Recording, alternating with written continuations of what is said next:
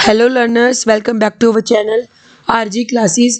आज की वीडियो में आपसे मैं डिजिटल ट्रेड एग्रीमेंट के बारे में ही डिस्कस करूंगी एंड ये सेकंड लेक्चर है एंड प्रीवियस लेक्चर की लिंक आपको मैं एंड स्क्रीन पर प्रोवाइड कर दूंगी। एंड स्क्रीन बेसिकली क्या होता है, एक बॉक्स आपको शो होगा जैसे ये वीडियो एंड होगा और आपको उस पर क्लिक करना है तो आप प्रीवियस लेक्चर पे शिफ्ट कर जाएंगे। तो पहले हम लैंग्वेज टू लैंग्वेज एंड इसको हम एक बार पढ़ लेते हैं, इसका मतलब क्या है, ताकि आपकी क्लैरिटी काफ़ी अच्छे से हो। फिर हम डिजिटल ट्रेड एग्रीमेंट के ऑब्जेक्टिव्स को डिस्कस करेंगे।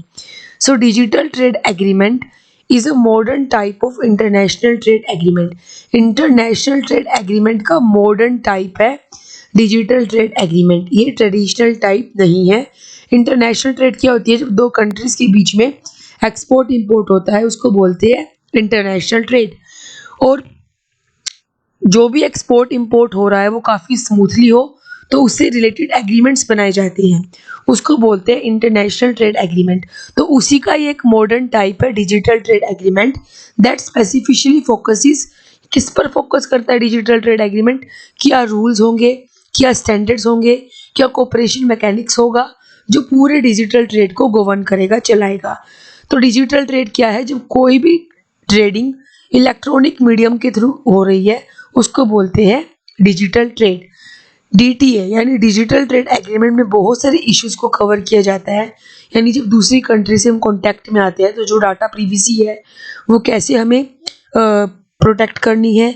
ई कॉमर्स, आपका जो ऑनलाइन कंज्यूमर जो भी आप कनेक्ट करते हैं उनकी प्रोटेक्शन, साइबर सिक्योरिटी, जो भी डिजिटल पेमेंट्स हो रही है।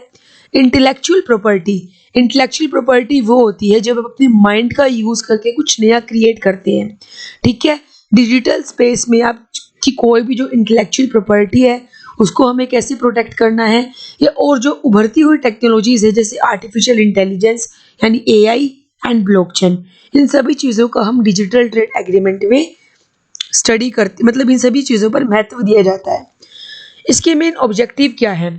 इंटरनेशनल बिजनेस एनवायरनमेंट के मैं बहुत पहले से ही लेक्चर्स डालती आ रही हूँ जिसमें मैंने आपको बहुत पहले ही अपने स्टूडेंट्स को बताया हुआ है, एम्स एंड ऑब्जेक्टिव्स दोनों ही डिफरेंट होते हैं। एम आपका कोई भी एक या दो हो सकता है बट ऑब्जेक्टिव्स आपके मोर देन 2 होते हैं।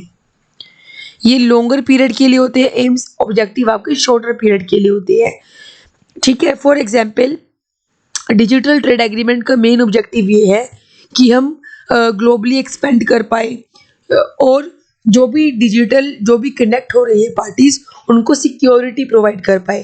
तो उस एक मेजर एम को अचीव करने के लिए हमें बहुत सारे शॉर्ट टर्म ऑब्जेक्टिव्स बनाने होते हैं। वो कौन कौन से हैं?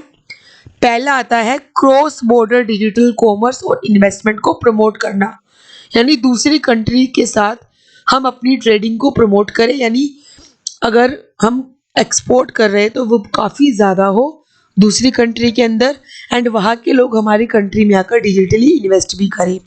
जो भी डाटा फ्लो हो रहा है दूसरी कंट्री के साथ उसमें प्रॉपर फ्रीडम हो, मतलब फ्रीडम तभी होगी जब डाटा प्रिवेसी को रिस्पेक्ट दिया जाएगा।